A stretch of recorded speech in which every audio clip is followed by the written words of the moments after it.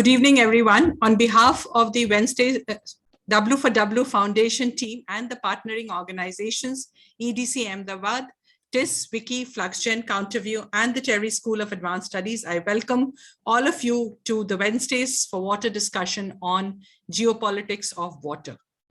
Wednesdays for Water was instituted in April 2021 with the objective to engage in conversation with water experts, grassroots practitioners, policymakers, and youth to explore the complex intertwined issues associated with water and delve into possible solutions.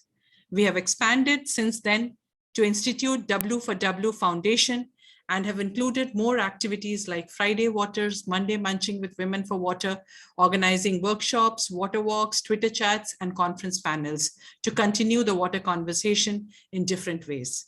Please visit our website, www.w4w.in for more details.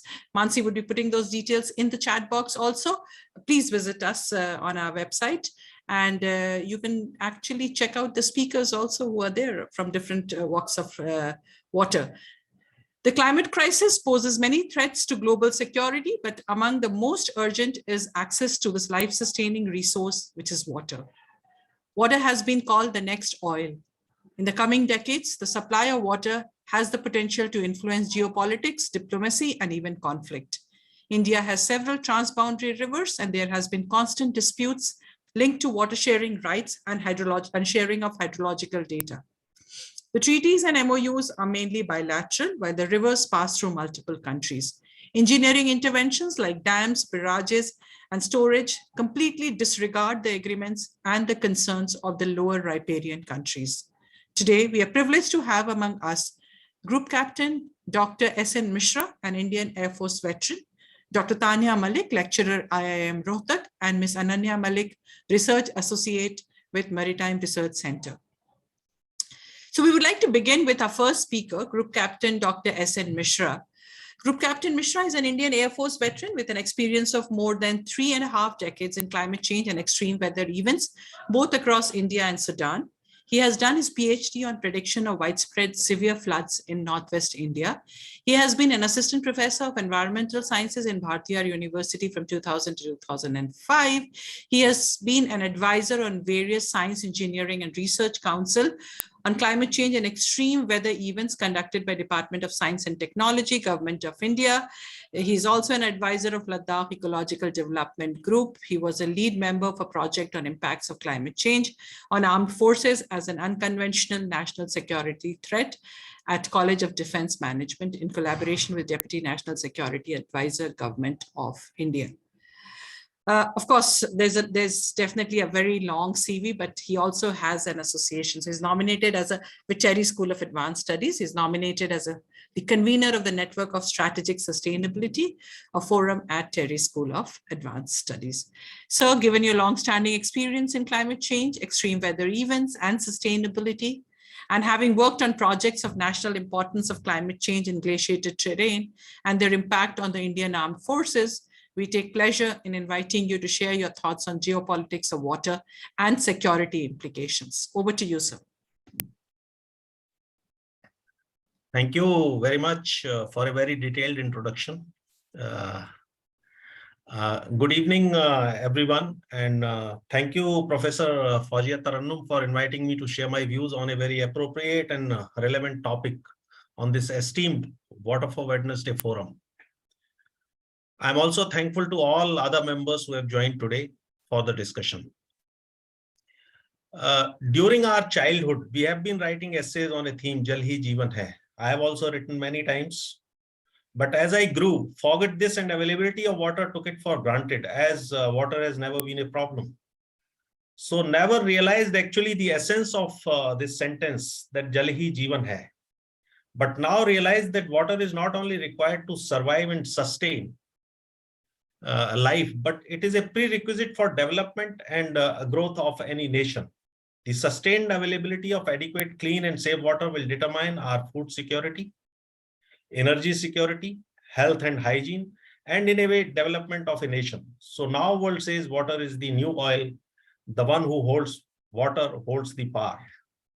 So this is the new narrative which is coming. The World Economic Forum conducts a survey every year. And this is conducted amongst more than 1,000 leaders across the globe. And the Global Risk Survey has revealed that top 5 global risks during the next decade will be climate action failure, extreme weather events, and water crisis. So water crisis is one of the main risks which the entire world is facing in the next decade. But why are we worried? We are so lucky, actually. We receive around 4,000 billion cubic meter of water annually in terms of rainfall. Our requirement is just around 3,000 billion cubic meters of water. So we are water surplus country. But why we are so obsessed with the water?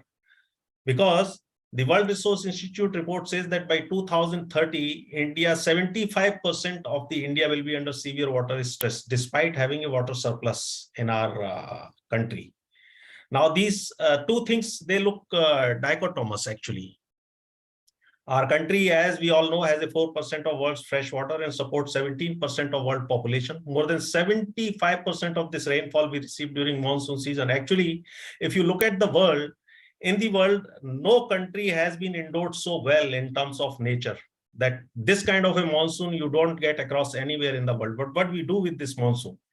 We are lucky that we receive so much of bountiful of rainfall, but the worst part is that we capture only 8% of this rainfall. Rest all gets run off or it gets polluted. Finally, so we are left with only 8% of the monsoon rainfall. And despite having so much of rainfall, so much of water, we are still the biggest groundwater extractor in the world.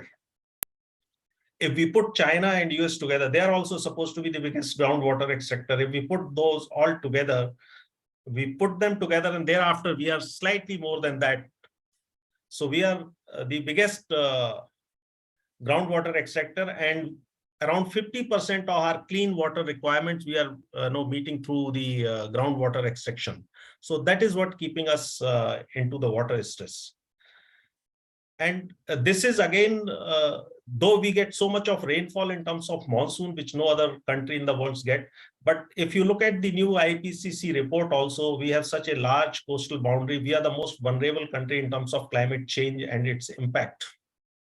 Because whatever water is getting, all glaciers are melting. Finally, water is coming all around India and we are gradually sinking down. So this is another a very huge problem, that climate crisis is further worsening the situation. So water management is a basically problem. Out of this 4%, what is the water which is we are having in terms of fresh water? 89% water is used for irrigation. So that is how the concerns are here, that if 89% water we are only using for the irrigation, then how do we manage our household and the industry needs? Because in household also our needs are gradually increasing. Many cities in India are reaching at day zero status. Half of India starts facing severe drinking water crisis if monsoon gets delayed by 15 to 20 days. So that is the situation. So we are so monsoon dependent. We if one monsoon or two monsoons consequently fails, the Indian economy also starts shaking. The demand for fresh water is also increasing due to that increased population. Another is schemes like government schemes Har Ghar, Nal Se Jal, and rapid urbanization and industrialization. And in industrialization also, now you say there are water intensive industries which are coming. Now, recently we had just got a news that $20 billion investment is in semiconductor. Now, semiconductor is a serious, very water intensive industry. Your data centers are very water intensive industries. Your thermal power is a very water intensive industry. So you need this water, and this all water is being extracted through ground. Climate change has further aggravated this water problem due to reduced rainfall and extreme floods and heat waves. What we have seen, heat waves started this year in the march in India, it has gone to Horn of Africa, to Europe.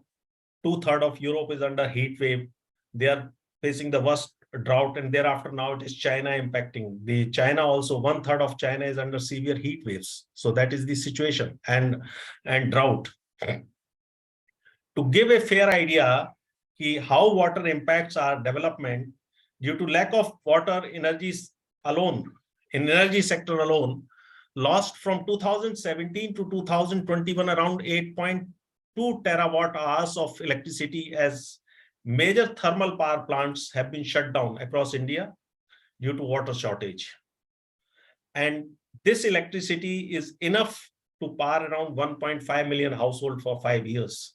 And this is happening every year because of lack of water. When there is a shortage, there are a lot of lakes which are shrinking.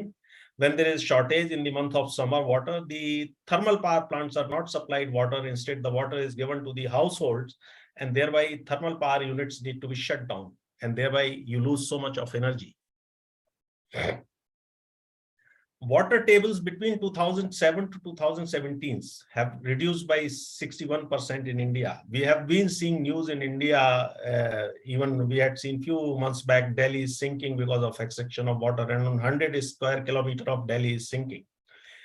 So demand rising, our own freshwater sources are depleting. In any case, more than 50% of water is being extracted, but more than 50% water is still being taken through our reserves. And these reserves are our rivers, our lake, our water reservoirs.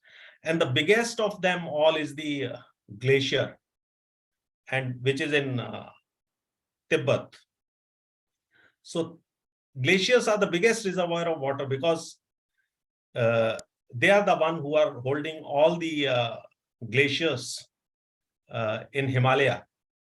And these natural resources are transboundary resources. These are shared resources, and they are being held by China. There comes the problem that Tibet is held by China, and the entire water system, left over around 40 to 50% of water system, is coming from this particular Tibet.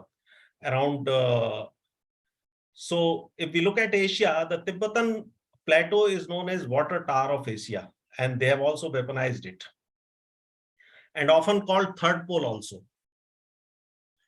because it has vast reserve of fresh water in the form of glaciers. South Asia's 9 mightiest rivers, these are transboundary rivers: Indus, Satluj, Ganges, Brahmaputra, Irrawaddy, Salween, Yellow, Yangtze, and Mekong, emerges from Tibet under the control of China. And this is the largest freshwater river runoff from any single location in the world. And who controls Tibet? China. And it is a upper riparian control. So that is the issue. And China does not believe in rule-based order. It doesn't have any kind of MOUs, understanding, or any kind of rules and regulations. Even if they have, they don't follow it. Around 718 billion cubic meters of surface water flows out of Tibetan plateau and few other Chinese regions of Xinjiang and Inner Mongolia to neighboring countries each year. And nearly half of this water, of around 708 billion, comes directly to India. And from India, it goes to further downward to Bangladesh and Myanmar. So these rivers flow in 10 countries. That includes, obviously, from China, India, Pakistan, Nepal, Bhutan, Bangladesh, Myanmar, Laos, and Vietnam. And almost 2 billion people of South and Southeast Asia are dependent on these rivers for their livelihood. Now, the biggest issue is that by forcefully occupying Tibet, the upper riparian control of all these rivers is with China. And this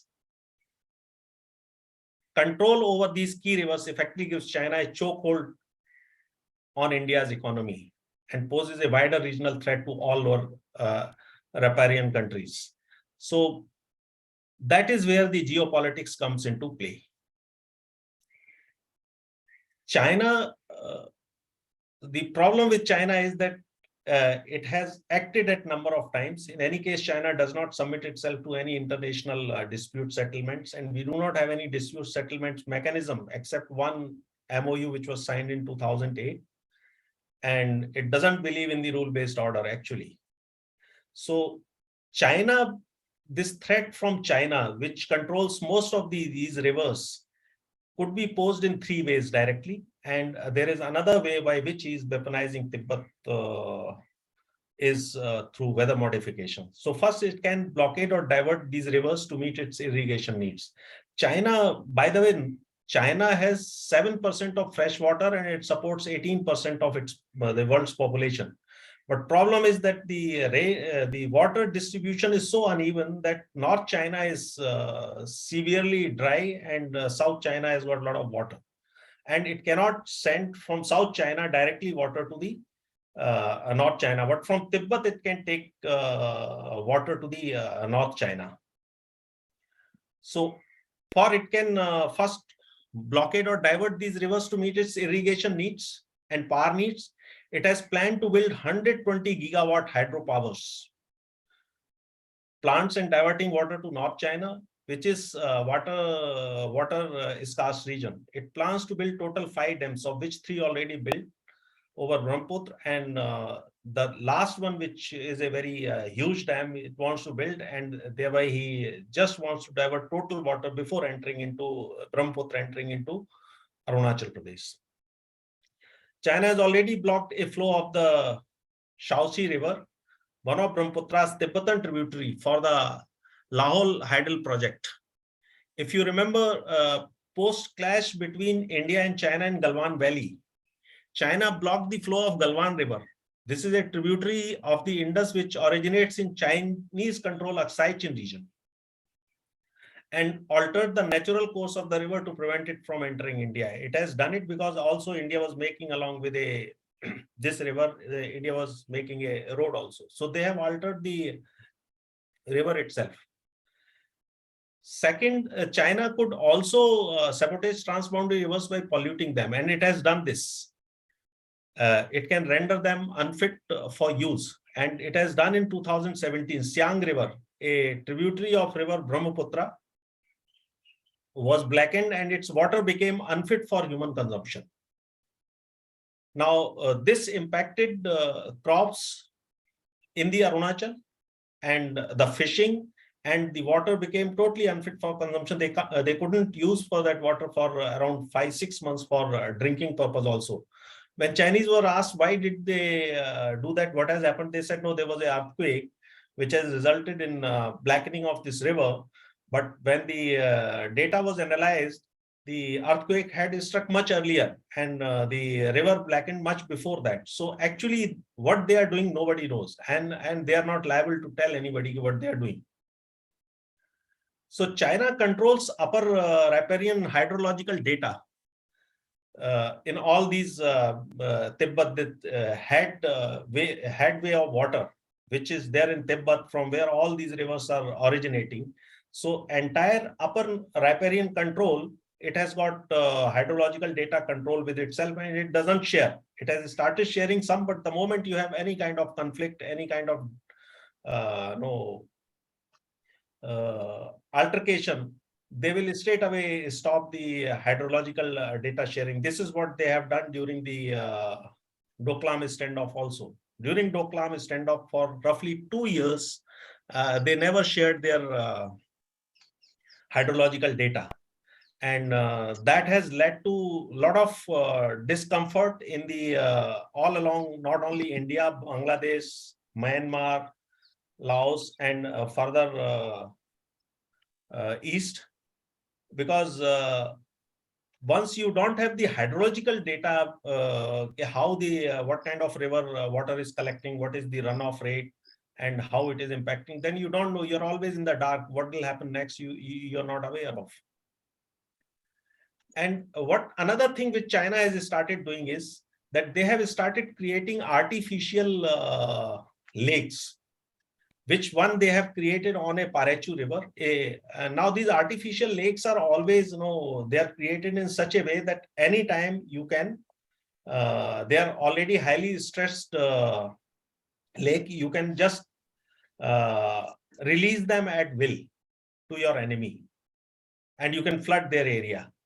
These are glacial lake outburst floods. These are called GLOFs. And these are all available in Himalayas at various places. But we have seen in Rishikesh, the floods which had come, glacial lake outburst floods. This was also part of it. And initially, it was suspected to be caused by the activities of China. But later it came, though, no, there was China was not involved in it. But then China has the capability today to do all this.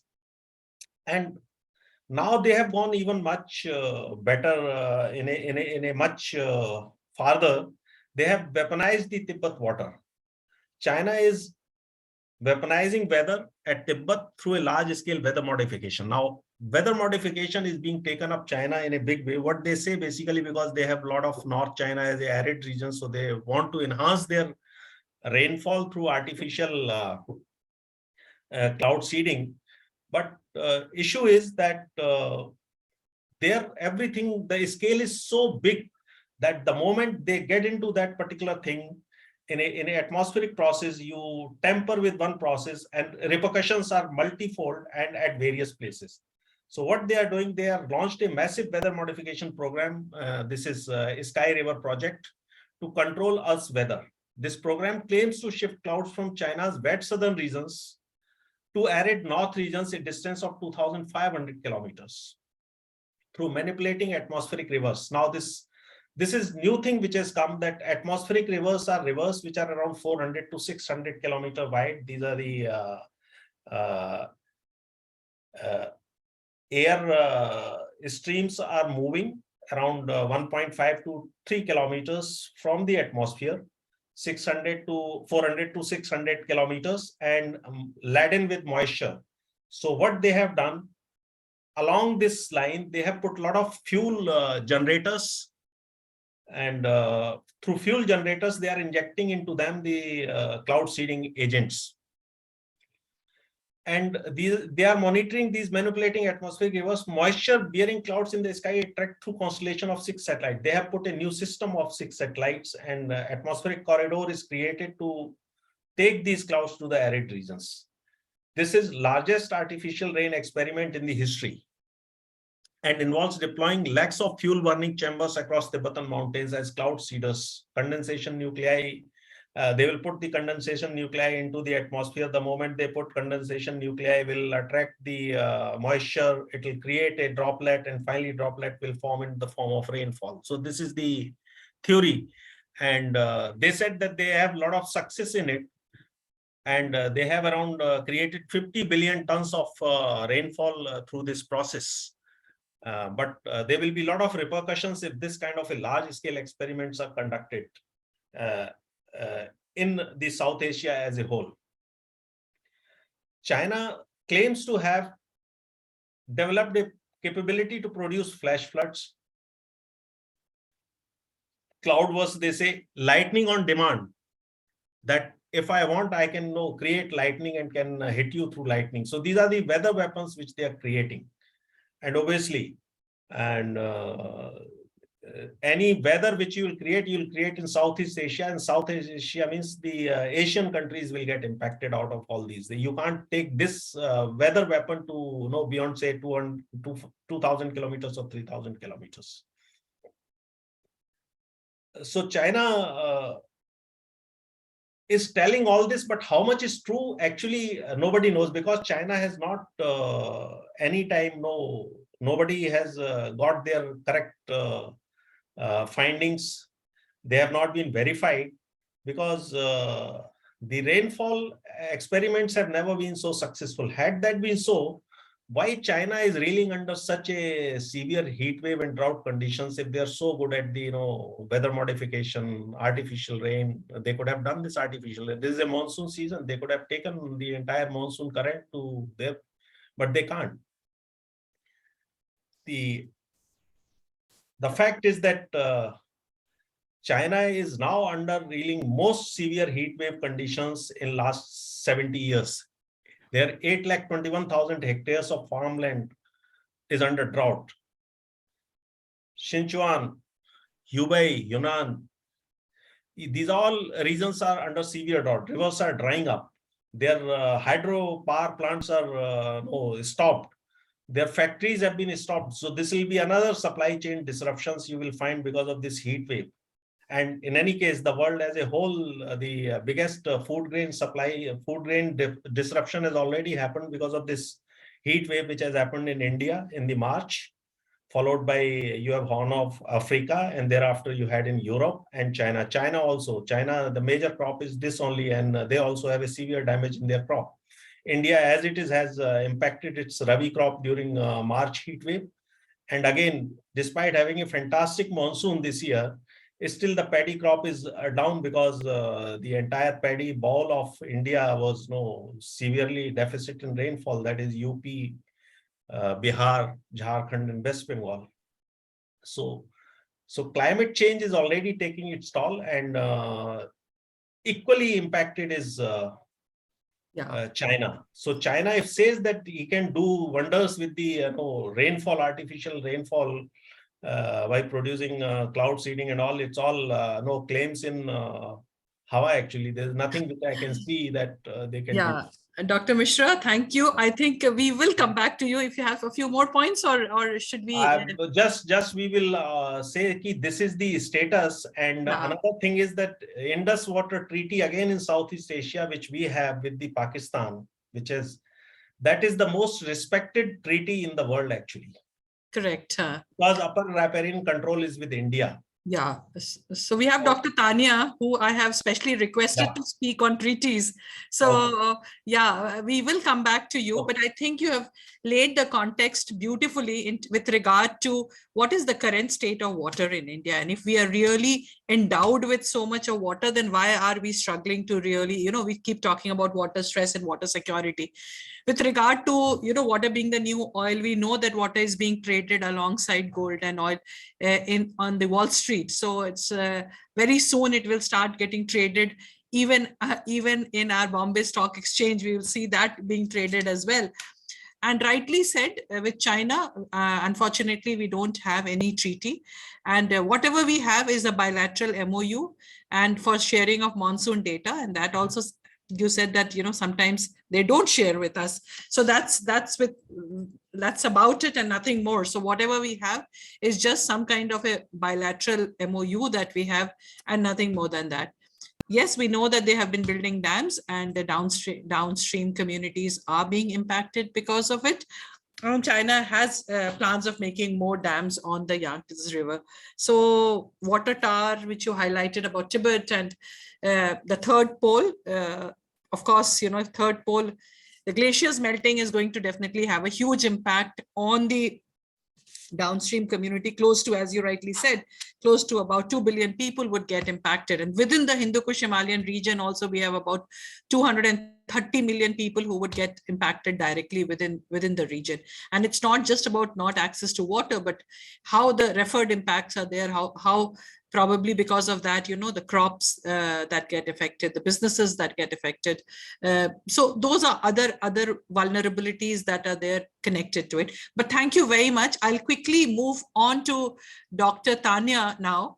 And Dr. Taniya, thank you so much for joining. She's currently working as lecturer at the Indian Institute of Management, Rohtak. She finished a PhD on the topic water security in India, key to India's development, from the Faculty of Law, University of Delhi in 2020, wherein she was registered as a full-time research scholar while receiving a research fellowship from University Grants Commission of India. She's also finished her LLM from University of Delhi. Prior to joining IIM Rohtak, she also taught as assistant professor at GD Goenka University. She was guest faculty at Law Center, Faculty of Law, University of Delhi, and assistant professor at North Cap University, Gurgaon. She's also received international fellowship from the Hague Academy of International Law, The Hague, Netherlands, to pursue the summer course on private international law. Given your interest, Taniya, in transboundary water, the legal background, water security, we would really like to know from you the legal framework which governs, especially the transboundary rivers, and if you could reflect on the treaties on water sharing. So over to you, Taniya. Good evening, everyone. Thank you, ma'am, for such a generous introduction. Am I audible clearly? And is my screen visible? Everything. Yeah, perfect. Thank you. Okay. Thank you so much, ma'am. Thank you for inviting me to this session. Now, coming to the topic that has been assigned to me for today's discussion, in the next 15 minutes, what I will be doing is that I will be giving you a brief overview of the legal framework that is governing the various water sharing treaties that India has entered into with its neighboring countries. So, but before directly coming down to the various treaties that India has already entered into, let me give you an overview of the 5 basic fundamental principles that are applied in the domain of international law when water sharing agreements are being negotiated. So, one of the very first doctrine that is applied is the doctrine of riparian rights. And basically, what this doctrine says is that every riparian state, whether we are talking about the upper or the lower riparian, basically has equal rights to the use of the river waters. And this is a very simple doctrine, which, since inception has been quite helpful in resolving this smaller of the water-related conflicts. Then the direct opposite of this particular doctrine, I would call, would be the theory of absolute territorial sovereignty, also known as the Harmon Doctrine. Now, what this doctrine basically says is that the upper riparian state can do whatever it pleases with respect to the river waters, and it completely disregards the interest of the lower riparian or the co-riparian state. And this particular doctrine has been employed, in fact, way back in the 19th century by the US of A when they were negotiating the division of the Rio Grande River's water that flows between US and Mexico. The third of the principle is theory of prior appropriation. And as the name suggests, this is basically first come, first served basis. So whosoever has put the water to the beneficial use first basically establishes a prior right, and the subsequent users can only appropriate whatsoever river water has been left behind. Now, these 3 doctrines, I would admit, these are more primitive approaches towards resolving water-based conflicts of transboundary rivers. And the principles that are more in vogue today for negotiating these agreements is the theory of community of interest and the theory of equitable utilization. Now, most importantly, the theory of equitable utilization basically states that each basin state should be entitled to a reasonable and beneficial share and an equitable share in the beneficial uses of water of a river basin. And how that reasonable and equitable share is to be determined. For that, various factors such as the hydrology of the basin, the contribution of each state to the river basin water, the climatic factors, the population, the environmental factors, the economic and social needs of each basin state are basically something that needs to be considered thoroughly. And in fact, this particular principle finds a mention also in the Helsinki Principles of 1966, which deal with the use of transboundary river waters. So these are the 2 principal theory of community of interest and theory of equitable utilization, which are more modern in their approach, which are more holistic in their approach. And basically, these are the principles that are being utilized not just for the resolution of transboundary rivers, even for domestic disputes such as interstate river water disputes as well. These particular principles today are being made use of. So this is an overview of the general principle. Then let me take you through some of the basic water sharing treaties that India has entered into. The first and the foremost is, of course, the Indus Water Treaty of 1966 that India entered into with Pakistan. And this basically dealt with the utilization of the Indus river system. And of course, we will be taking up a detailed study of this particular treaty in this session. And further on, India has also entered into an Indo-Bangladesh Treaty of 1966 with Bangladesh, which dealt with the allocation of the waters of River Ganges at the Farakka barrage. More recently, one more pact has been signed into with Bangladesh as early as, just last week. So we'll be talking about the Kushiara River Pact as well. Then with Nepal, we have entered into 3 independent agreements with respect to the sharing of waters of River Gandak, Kosi, and Mahakali. So these are basically some of the treaties, water sharing treaties that India is already a signatory of. In addition to this, as ma'am has already pointed out before, also with China and also with Bhutan, although we do not have any water sharing agreements, but at the same time, certain cooperation agreements have been entered into considering the cross-border flow of some of these Himalayan rivers. So this now brings us to the first and the foremost treaty that we should be discussing, that is the Indus Water Treaty of 1960. And as Dr. Mishra has already correctly pointed out, this is in fact hailed as one of the most effective water sharing treaties ever in the world, despite the fact that with our counterpart, with the counter signatory of this particular treaty, we do have hostile relations and a hostile past. Now, this treaty was entered into on 19 September 1960 at Karachi. So the anniversary is almost again of this treaty around the corner. This was entered into by the Indian PM, Pandit Jawaharlal Nehru, and the President of Pakistan at that time. And this treaty was basically an initiative of the arbitration mechanism that was launched by the World Bank, considering the fact that the division of the Indus River system, the waters that flow therein, had become a contentious issue between India and Pakistan since the time of the partition. So since 1947, basically, as soon as partition took place, the partition of the river waters was also supposed to take place. And this had remained a contentious issue between them, and Pakistan, being a lower riparian state, had many concerns with respect to as to how this particular matter will be resolved. So that is why it went into arbitration, and this is how it took almost 12 years for both the sides to come to an agreement, and this is how the Indus Water Treaty basically was signed. And this treaty, first of all, it provides for the sharing of the waters. In addition to that, it also provides a mechanism for the funding and building of dams, canals and barrages, but most of that particular infrastructure is to be funded towards the Pakistani side of the system.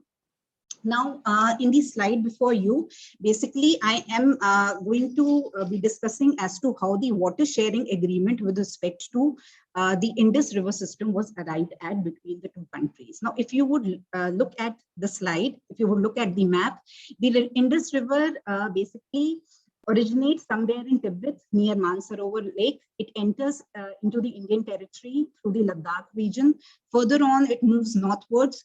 Then it basically enters Pakistan through the Gilgit-Baltistan region, and it flows throughout the territory of Pakistan, and ultimately it empties into Karachi and further down the Arabian Sea. So basically, just to give you a historical perspective, the Indus River system is actually a place which has given rise to one of the most fertile agricultural lands on this particular planet. Now, since time immemorial, you would be able to recollect even the Indus Valley civilization that we talk about basically originated and prospered around this particular river system. And that is why, and the region of Punjab, I'm talking about the East and the West Punjab as it existed before partition, that also became a very fertile land. Now, during the time the British rule was there in the Indian subcontinent, the Britishers had actually constructed an elaborate canal irrigation system in this particular region. And after partition, much of that irrigational infrastructure basically came towards the Indian side. And further on, India is an upper riparian state when we look at the Indus River system. So that is why this made Pakistan very insecure as to what will be the fate of its giant, agricultural lands in case proper distribution of water, arrangement with India is not reached. So this is a basic background, and this is how, basically the water sharing pact between the two countries was arrived at. The Indus River system, basically, if you would look at the map, it comprises of 6 rivers. The orange ones are called the eastern rivers, and India was given full right over these rivers. So over rivers Ravi, Beas, and Satluj, India was given full rights over exploitation of these river waters. The western rivers, which are marked in green, these are Indus, then Jhelum, and then Chenab. With respect to this, India was asked to it was the Pakistani side which was given full rights over the river waters of these three rivers. And it was India's obligation to ensure unrestricted supply of river flows to all these rivers. So with this, basically, if we look at, so this is how, basically river-wise, if we see, it is an equal, division. 3 rivers to Pakistan, 3 rivers to India. But at the same time, if we look at the volume of river flow and the volume of water which is flowing through these rivers, you would see that India actually got a very minimal share of 20%, and the Pakistani side got 80% share in these river waters. And the reason why India entered into such an agreement to this, one of the most major, reason that is provided is that the most of the more developed irrigational infrastructure basically came towards the Indian side, and that is why Pakistan had basically become deficient in that aspect, and that is why it was decided India adopted a generous approach, and this is how basically Pakistan came to control about 80% of those river waters. But that, however, does not mean that India can make no use of the western rivers which have been allocated to the Pakistani share. These, the waters of these 3 western rivers can be used for domestic purposes, for non-consumptive purposes, such as for the purposes of inland navigation, something that does not use of water, for transporting timber, for fisheries, for all these purposes, it can be used. Agricultural use is only permitted to the extent it is mentioned in the Annexure C of the treaty. And for the generation of hydroelectric power, these rivers can be made use of. However, the reservoir capacity, for that, there is a limitation. So they cannot be too huge in their capacity, and the reservoir capacity has been capped at 3.6 million acre feet. So this is basically the entire water sharing agreement that had been arrived under the Indus Water Treaty. In addition to this, now this particular treaty, it provides for exchange of information on both the sides related to river flow, related to flood and disaster management, related to all these aspects of river flow. So Article 6 of the treaty basically provides for information exchange. And in addition to this, if India is planning on constructing any run of river plants with respect to the western rivers, then it is required to give prior intimation of 6 months to the Pakistani side. And further on, they have to provide them with the entire plan, the design of the structure. So all these things have to be provided to them, to the Pakistani side. So in case they have any objection, they can raise those objections. And these objections and this information exchange is basically taking through the mechanism of the Permanent Indus Commission, which has been set up by this particular treaty. And each side basically appoints an Indus Commissioner, which will be, whose office will be looking after the functioning of this particular treaty on both the sides. So this commission basically is required to meet at least once a year to discuss the common matters. And in addition to this, further on, inspections are also provided. These inspections are carried out every 5 years for the tour of the rivers and the river valleys and the projects which are being constructed on the river basins. So, and in case there is an emergency request, also those requests can also be considered through the Permanent Indus Commission. So this is how the treaty is basically being operationalized. And so far as the settlement of disputes is concerned, at the first instance, the authority is again the Permanent Indus Commission. However, in case the Permanent Indus Commission is not able to resolve the dispute, then the matters which are of a technical nature, they are referred to a neutral expert, which could be the World Bank or which could be any other international organization which would be looking after these aspects. And in case it is a question which pertains to the interpretation of the treaty, then in that particular case scenario, the matter can be referred to the Court of Arbitration. And in fact, many a times the Permanent Court of Arbitration, which is established at The Hague, has been made use of for resolving the disputes that have arisen between these countries. So far as the termination of the treaty is concerned, no unilateral withdrawal from this particular treaty is permitted for either of the parties.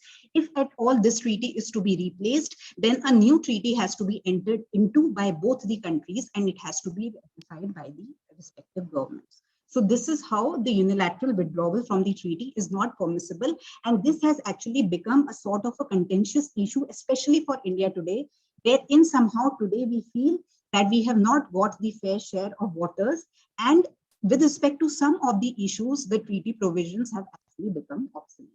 Now, some of the disputes, major disputes, I will not get into much of the details of that, but with respect to the use of waters of the western rivers, a dispute was raised on the by the Pakistani on the Indian side for the construction of the Kishan Ganga hydroelectric project of which had a capacity of 330 megawatts. The construction had begun in 2007. 2011 is when the dispute arose and the matter was sent to the Permanent Court of Arbitration.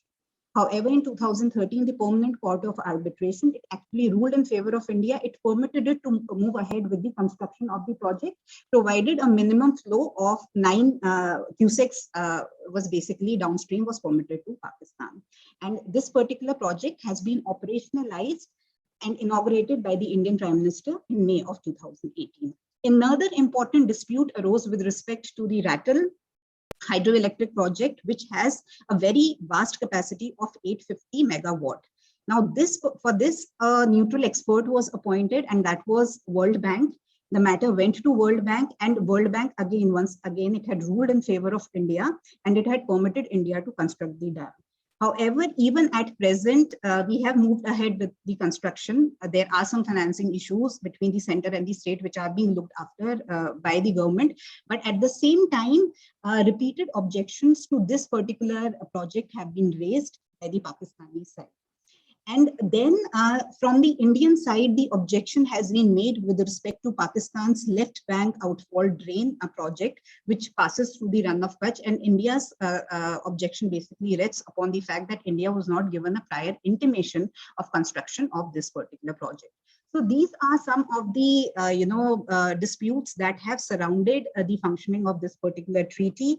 More recently, in the aftermath of the Uri attacks, if you would remember, there was a very famous statement that was made by Prime Minister Narendra Modi. He said that blood and water cannot simultaneously flow together. So speaking from the perspective of geopolitics, water and the river, the river waters and how the sharing is to be done, at times they end up becoming, weapons on either of the sides. For promoting the political claims. So this is with respect to the Indus Water Treaty. Then when we speak about the water treaties which have been entered into with Bangladesh, they are basically 2 in number. So first one deals with the water flows of the river Ganges. That flows into Bangladesh. Now, this particular treaty, which was entered into the year 1966, after many deliberations and many delays, this particular treaty is actually valid for only 30 years. And there is a joint committee which has been established by this particular treaty to oversee the implementation of the treaty. So by 2026, basically, this treaty will exhaust. And let us see, maybe a further extension is given with respect to this treaty. And then most recently in India-Bangladesh Kushiara River Interim Pact of 2022 was also signed between PM Modi and PM Sheikh Hasina. And this is basically one of the rivers which is flowing in the southern part of Assam, and it flows into the Sylhet division of Bangladesh. Further than this, when we talk about our water relations with China and Bhutan, much about what is the ground reality that has been already pointed out by Dr. Mishra, correctly pointed out as to how China is basically taking advantage of its strategic position as being the upper riparian state, and in what all manner basically it is damaging the neighbors' interests, not just with respect to India, but with respect to Pakistan as well. So with respect to China, actually there is no water sharing agreement. However, as ma'am has already correctly pointed out, we have entered into certain memorandum of understandings with respect to the monsoon flow. So the water level, the discharge, and the amount of rainfall that has been received on the Chinese side, with respect to that information is provided to the Indian authorities on regular basis during the monsoon season. So 15th May to 15th October. A similar sort of an understanding was also entered with respect to the northern river, that is the river of Satluj. So, and this was entered into in the year 2004, but the basis of it all is the same. And again, between India and Bhutan, there is a cooperation, a joint cooperation venture that we have launched. And the purpose is again, basically to monitor the river flow and all the other climatic factors and the in case, which is basically targeting flood control and disaster management with respect to the small Himalayan rivers that are flowing between these two countries, between India and Bhutan. So this is basically an overview of all the various treaties and the legal framework which is governing these treaties that have been entered into by India with its neighboring countries. Over to you, ma'am. Thank you, Dr. Taniya. That was really comprehensive. For the first time, I really got a complete idea of all the treaties and the agreement, and for that matter, even the theories for governing water, especially, how from a very, very dictatorial kind of a thing to more inclusive kind of approach that has come up over a period of time. Also in terms of dispute and dispute resolution, that is there. So thanks a lot. We will come back to you with questions. And at this point, I would like to invite our young discussant, Ananya. Although I had been pressurizing her to really share her CV, she is, as of now, research associate at the Maritime Research Center. But Ananya, of course, was a student of MSc Water Science and Governance at the Cherry School of Advanced Studies. She has actually worked with us in several projects, including the integrated water resources management project that we did for Gurujal, the district administration of Gurgaon. Alongside, she has also worked with India Water Foundation as a researcher and as a GHG auditor and assessor climate change for UNFCCC. She has also done her major project with CEWs and was actually involved in looking at 100 years of change in precipitation and climate variables. So her interests, of course, includes climate change, geopolitical issues, transboundary rivers, and that's perhaps which motivated her to take admission in the PhD program at the Cherry School of Advanced Studies to look at impacts of changing climate on transboundary water. Ananya, so happy to see you here, and many thanks again for accepting my request and joining. So you are working at Maritime Research Center, and I'm aware that Maritime Research Center, other than looking at the oceans, also looking at the rivers, and especially transboundary rivers. So do share, some of the engagements of your organization with the transboundary river, and you can put questions to our speakers as well. Over to you, Ananya. Thank you so much, ma'am. I'll just like to share my screen. Sure. Please go ahead. Yeah. I hope my screen is visible to all. Yeah, it is now. So, hi everyone. I'm currently working as a research associate at Maritime Research Center. I'm basically heading their river vertical and I look after the internship work. So Maritime Research Center was basically founded by Dr. Commander Arnab Das. He is an ex-Navy personnel and he actually formulated a UDA framework, which is Underwater Domain Awareness Framework. And at Maritime Research Center, we look at a lot of things. We believe that, the tropical regions are very unique and the challenges and opportunities which they present are very indigenous. So that's why they require a very local approach and a very indigenous efforts. Yeah. And so basically, Maritime Research Center, we are a technological driven think tank. We focus on the UTA framework and we work on field of research and development for tropical littoral waters for the Indo-Pacific region. And we basically develop policy and technological interventions like acoustic capacity building. And we also work, now we are currently opening our new vertical, which is a river vertical, in which we are actually focusing on currently two rivers. One is Brahmaputra and one is Indus. And these researches and interventions are backed by the academia and the strategic experts. We believe our stakeholders are the maritime security, the blue economy, environmental regulations and disaster management, and science and technology. And so this is basically our UDA framework in which we have 4 components. One is marine environment and disaster management, in where we look after the pollution, the marine pollution, the riverine pollution. The other is blue economy, where we see that, how can we capture the economic opportunities which comes from the rivers and the ocean waters, like oil, gas industries, and like the uh, seafood industries. And then we have the research and innovations, in which we are working towards digital oceans with our various projects, as in acoustic capacity development. And then we have maritime security, which is one of the, the main part of our think tank, in which we provide consultancy services, and we also work toward, the safety and control of the maritime region. So UDF framework actually, this partnership provides us with a lot of opportunities to work on the various domains, be it coastal management, inland water transport, and a lot of we currently have a lot of projects in different areas, be it robotics, be it acoustic capacity, be it AUV channels, be it, ocean ambient noise mapping, etc. And so, Maritime Research Center is a fairly new think tank, like around 5-6 years ago. It was founded, and in this short span of time, we have achieved a lot of recognition globally and on a nationwide scale.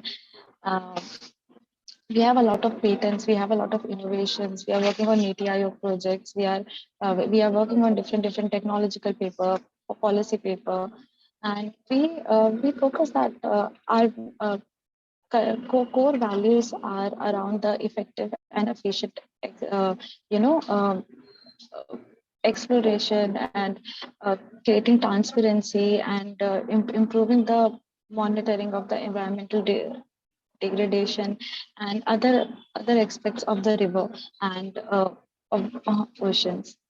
Our key components are outreach, engage, and sustain. And when coming to our river vertical, we are currently working on a lot of Brahmaputra related projects, and we are going to start on Indus River soon. We have a lot of webinar series centering around the transboundary waters, more focusedly on the Brahmaputra River. And then we have a lot of UDA articles, which is available on our UDA Digest website. These are some of the projects and articles which we are currently working on and which are already published. And we also have a center of excellence which focus on different aspects. We have a research center, we have an incubation center, we have a skilling and leadership center, an academic center, and a strategy center. Just a brief look on what we do.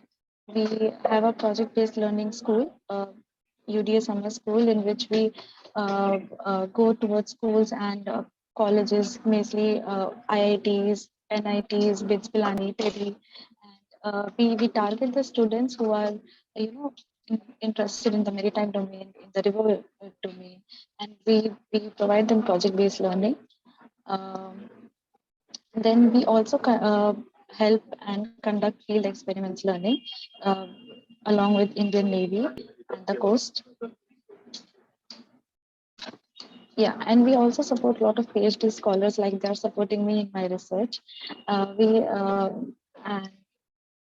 we support a lot of research and academia and industry research, and we also give out UDA research and fellowship, and we are also working with a lot of interns currently. So yeah, this is a brief about what Maritime Research Center is doing. Yeah, I'll just exit my screen.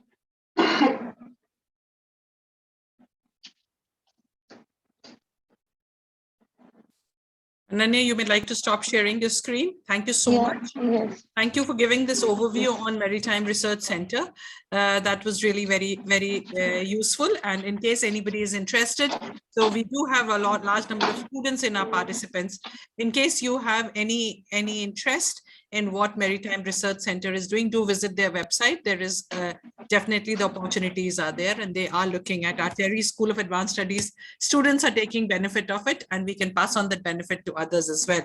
So Ananya, do you have questions for our speakers before I Yes, go to ma'am, the sure. chat? Yes, please. Yes. Ma'am, so my first question is with Dr. S.N. Mishra, sir.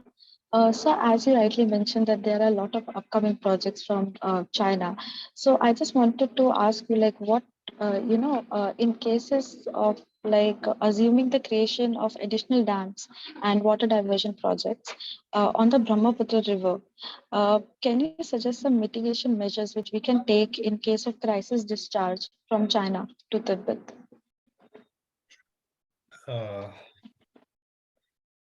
See, there are two issues here. One is that once they are diverting water, as it is, if you see the discharge of Brahmaputra is very high. So actually, I keep telling, no, I am also working in the domain of monsoon and this thing. So I keep telling the less rainfall in Northeast is good for the, northeastern. Say it's little deficit is always good, because the moment you will find there's a rainfall, the entire Assam and those areas come under heavy floods because of Brahmaputra. So, but diverting water is not no, you can't solve the problem by diverting water. Means because that is the lifeline. The floods are only for 2 months, but the entire year it's a perennial river, and it provides water not only to India. It goes right up to Bangladesh and thereafter further Myanmar. So that's the issue. And there are no mitigation measures. Only mitigation measures with China is that, that they don't have any no respect for the law until unless the only thing is you don't blink there. Okay, just wait who blinks first and have your measures also. But let me tell you, whatever they are doing, the diverting mighty river Brahmaputra is very difficult. It is not phenomenally possible. But the last dam which is coming, George Dam, they call it. So they are very massive dams, and if they come up, actually there will be huge problems for us. But as of now, I don't see any no solution with China. Only thing is, as long as we can take control of Tibet, that's the only solution which I foresee. Over to you, Ananya. That was the last statement. I really like it. Huh? Yes. Ma'am, so Dr. Taniya ma'am, the next question is for you. So as the Ganga and Yamuna River were declared as the living entity a few years ago, so do you think it is also possible for a transboundary river like Indus or Brahmaputra to be declared as a legal entity in India? And if it's possible, what do you think, what will be the possible benefits we'll get out of that thing? Okay, so granting river personhood to the rivers that are flowing through the Indian territory. Well, it is something that can be done. There is no problem in that, provided the legal system basically supports such a thing. If you would remember, I hailed this particular judgment that was delivered by the Uttarakhand High Court when they conferred river personhood. However, unfortunately, because of the interstate character of this particular river and the authority, that is Namami Gange, that they were planning to basically oversee the personhood aspects. So all these factors basically prevented Supreme Court from, permitting this particular order to stay in place. And that is why there was a stay order with respect to this judgment that was pronounced by the Supreme Court of India. Now, if you compare this with the situation that exists in Bangladesh today, Bangladesh has declared all its rivers to be, they have conferred a river personhood to all those rivers. And these are all transboundary rivers. They enter Bangladesh through the Indian territory. So I do not see any problem in conferring them the personhood status, provided the legal system basically supports it.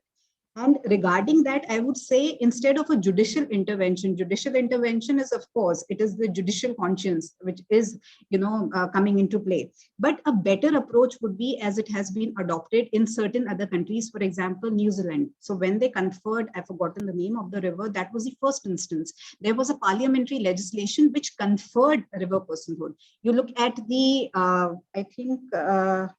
the Constitutional Court of Colombia, I think, conferred personhood on Amazon river system. So in case, these, legalistic mechanisms are adopted, the Ecuadorian constitution basically recognizes the personhood of all the natural entities. So when, the constitution mechanisms or the statutory mechanisms are adopted, then I see more success in that. And coming to the advantages are actually many. So when you confer personhood upon the rivers, one of the first thing that you will be actually looking after is that you will be recognizing the right of life of any particular river. Let me speak specifically in context of the river Yamuna. For years and years, for decades, we have been fighting, we have been complaining about the pollution that exists in Yamuna and how polluted Yamuna is actually when it flows through Delhi.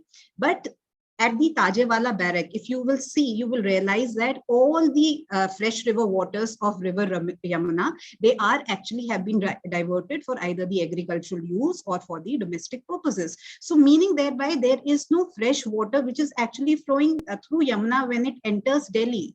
And this is wherein I would say the right of a river has been, right to life of a river has been violated. And not just the right of a continued river flow, but the entire river ecosystem, the flora and the fauna, which depends upon when that river passes through any particular territory, everything is basically jeopardized. So in case, I see a lot of opportunity. We are talking about ecocentric ethics here, ethics of environment. We are talking about a shift of approach from anthropocentric ethics to ecocentric ethics. So in case it does take place, I see a lot of optimism in, in the condition of our rivers from improvement. Great. So that's amazing. I think there are a few questions. Like I can see one question in the chat box, and I'll then open it up for audience to raise the participants to raise their hands and ask questions. You can unmute and ask. So Kailash Pandey, Taniya has a question for you. And that says that what are the law for Nepal and India as two rivers named Rapti and Rohini originating from Nepal? So nearly 5 districts affected due to more rainfall occurring over upper catchment of above said river. So if rainfall in those districts is normal and in the upper catchment, if the rainfall is 30% more than normal, so flood situation basically arises in Nepal, and hence they release the water. And of course, there are areas in India which also get submerged. Yeah. Okay, so Kailash, with respect to Nepal, we only have 3 very specific agreements. And this is with respect to River Kosi, Gandak, and Mahakali. And they basically talk about establishment of a barrage and how the water flow is basically to be moderated and allocated to either side through those barrage. So with respect to the rivers that you have pointed out, Rapti and Rohini, there is actually no agreement at present. And so what can we actually do in such situations? So the most, most conducive channel is to have good diplomatic relations with your neighbor to avoid these kind of situations so that they cooperate. In fact, in the recent flooding that happened in Pakistan, if you would see, I think thousands of people, they in fact ended up losing their lives as well. There was an allegation that was leveled against India at that time, that at the time when the floods were going on, India further on released water into river, I think Ravi, which also ultimately empties into the Indus River system. So this allegation was against India as well. We had our own reasons of doing this. I'm not saying that we did it out of a sense of spite or revenge. Maybe to avoid our own flooding, we needed to resort to such a measure. So these things, they will obviously, flood management is actually a very technical area. The best matter would be, the best case scenario would be that the hydrologists should be in place. They should be studying the river flow. We should be increasing the storage capacity, the reservoir capacity to avoid these kinds of incidents. So there is a whole science that is behind it. So the best, it can be taken up through the diplomatic channels. As of now, with respect to these 2 rivers, there is actually no agreement in place, which we can make use of. Yeah, thank you, Dr. Taniya. And please, if I can have show of hands for the questions. So while I wait for that, Dr. Mishra. So I'll just drawing from what Dr. Taniya said about, good diplomatic relations. So our rivers, of course, are transboundary. But when we start governing these rivers, we govern it, based on our administrative boundaries. Even when we conduct research, there is a lot of apprehension that is there, that we say, okay, I'll do the India part, you do the China part, somebody else does the Nepal.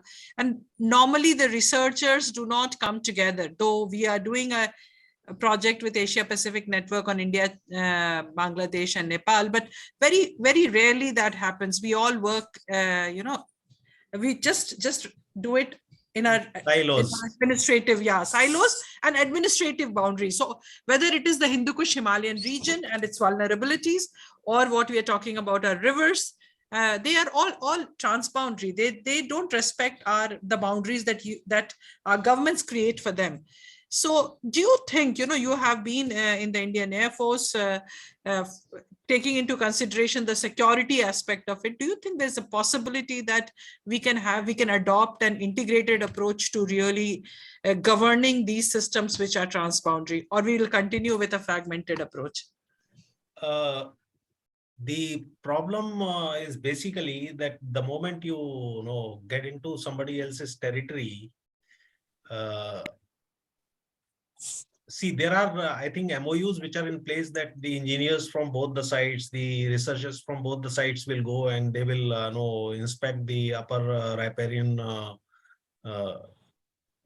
states and rivers all across, actually. But at times, it's all about the intent. The moment you don't have good intent, thereafter, it's all gone, actually. And especially our neighbor are such.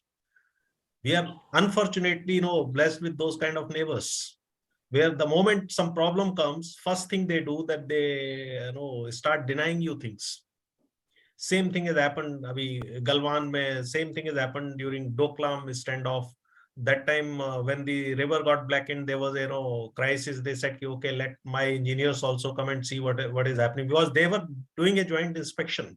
There are ways and means by which joint verification processes are to be done. But they refused. And once they refused, then what can you do? You only have to fight it out. And that is the last thing. You fight it out through diplomatic means. Now you see what is happening. Actually, what Dr. Taniya was telling, that latest Pakistan floods, actually, the Ravi is a just excuse just to blame India. Actually, what has happened, the Pakistan floods had come at such a time, it has come in late August. And if you see, the glacier melt is maximum during August. If anybody has been in Ladakh, has anybody has done in Janskar River and Indus River rafting is it in peak at the river discharge is peak, glacier discharge is peak in the month of August. So much of glacier discharge has come into the Indus River. And that has also coincided with a system which has given so much of rainfall. So that is how right from Sindh to up to North Pakistan, they had all across under water. So Ravi was a excuse. Ravi did not release that kind of water. It is all water came from Indus, and that's a normal every year comes, provided you don't have another system which is pushing from the south. So that water gets run off and finally you don't get this kind of a. So these two things got together. And that is how the whole flood occurred. Yeah, thank you very much. I thought I saw Kailash raising his hand. Kailash, are you there? Huh?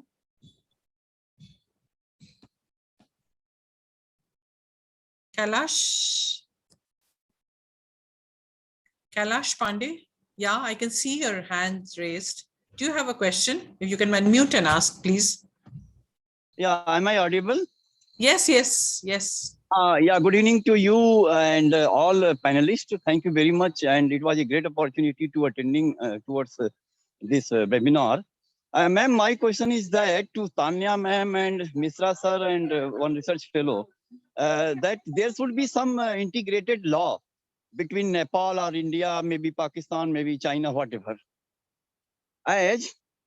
See, there are 5 districts of Eastern UP named Maharajganj, Kushinagar, Gorakhpur, and Siddharthnagar, Shravasti.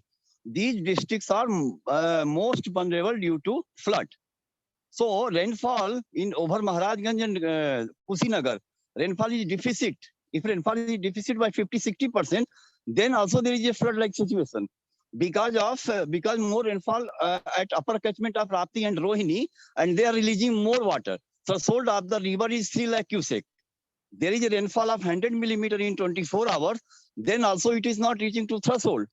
But if Nepal is reaching water 1.5 to 2 lakhs cubic, so flood-like situation rising.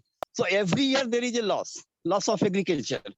And farmers, these small and marginal farmers are most vulnerable because they are having very small land holding. And all crops, major crop is paddy for the eastern UP. As Mishra sir said, there is a deficit of rainfall. So deficit of rainfall is there. But upper catchment of Rapti and Rohini has received more than 30% above the normal rainfall. And then situation arises. So there should be some integrated law, some transboundary actions should be taken, some at least local level, some law should be there, to implement towards these aspects. At district level, there should be some law actually. Yeah. Absolutely. I think completely agree with you. Any reflections from Dr. Mishra and Dr. Taniya and Ananya? Yeah.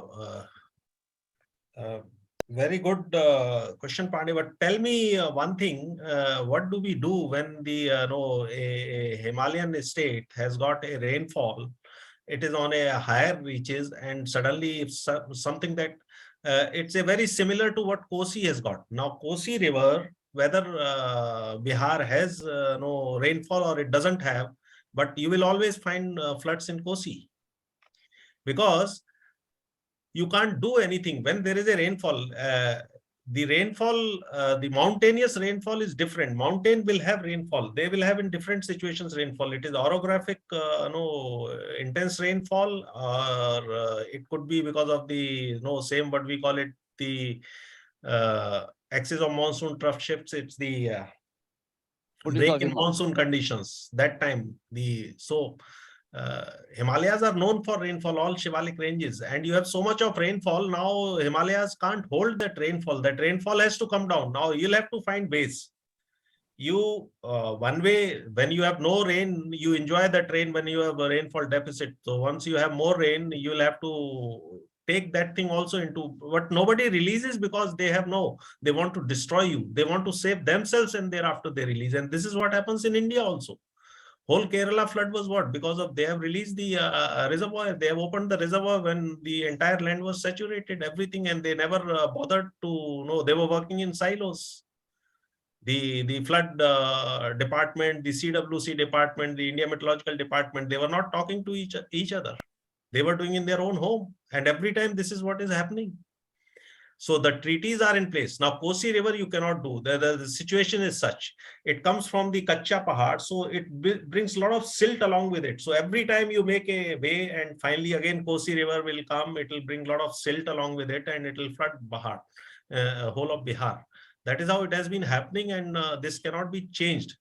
This can only be changed by if you learn to be resilient and start thriving despite floods. So that is how the methods we'll have to learn, how with the floods we can thrive, or with the climate resilient we become.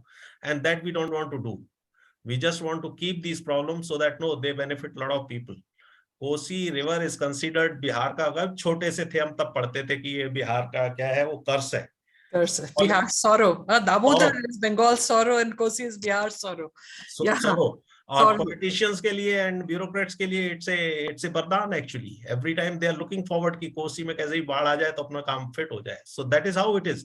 Because the long-term methods are not being implemented, it has to be the climate resilient, and these kind of situations can be dealt with if you have to have proper plans, and you can thrive despite floods. You can't avoid them. They have to happen, and they are bound to and you want to have more. Yes, Dr. Mishra. I completely agree on that front. Yes, and as Mansi is also stating, I am from the Kosi belt, so I have been there, and I know I've seen these floods when I was small in the 70s.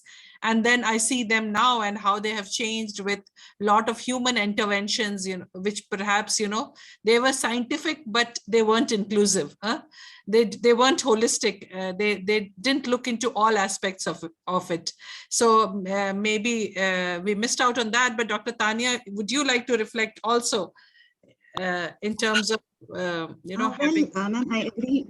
I agree with both the speakers. And additionally, there's just one more point that I would like to weigh in on, that most of the water treaties that India has entered into with its neighboring countries, we've had a very sort of a defensive approach. And our only concern is regarding the sharing of waters. And as Dr. Mishra had initially also pointed it out, in order to have a futuristic perspective, the approach needs to change. We are right now still stuck in the doctrine of riparian rights. We should be moving towards the theory of equitable utilization. There needs to be trust amongst our neighbors, and the approach basically needs to change. We should not just be concentrating on division of the river waters. We should be talking about integrated water resources development as well as management.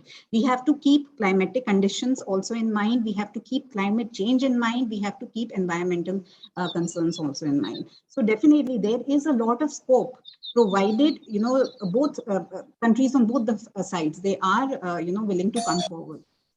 Yeah, thank you, Dr. Taniya. Ananya, any last word? I completely agree with Dr. Taniya and Dr. S.N. Mishra, sir. And I mean, I'll just like to thank you for inviting me here, and I will also like to thank Mr. Kailash Pandey. Like the way he asked the question was so informative also as well. So thank you for that. One thing which will I like to add is see, floods will keep on coming because of these ever changing climate scenarios, and we may see more of them as we go, and as the temperature will rise. There has been an increasing trend in in terms of extreme events, be it be droughts, be it be cyclones, be it be floods, flash floods, and any type of floods. For in a city, we can improve our stormwater management systems to decrease the impacts of flash floods. And I mean, we can also propose some dry storage structures in case like in the Himalayan regions, so that we can at least try to mitigate these impacts of floodings. So yeah, that's all. Thank you. Thank you very much. And I think we have almost reached the end of the session. So I would really like to thank all the speakers, Dr. S.N. Mishra, Dr. Taniya, Ananya, for joining us today and bringing this perspective of transboundary rivers, as well as, what are the treaties, or what is the governance framework that is there. Also, perhaps something that strongly emerges, that I think river governance should just be delinked from politics completely and looked independent of that, which is very, very difficult to do given our relations with our neighboring countries. It's very unfortunate, as Dr. Mishra mentioned, and I don't see it changing in the near future as well. So the challenge lies that how we look at involving people, community in our water governance, water management, better storage capacity, less of concretization, more of greening, more of blue-green infrastructure, more of spaces where we can store our water, how we can really manage our floods. So perhaps we need more work on that. Thank you very much. Very, very insightful discussion.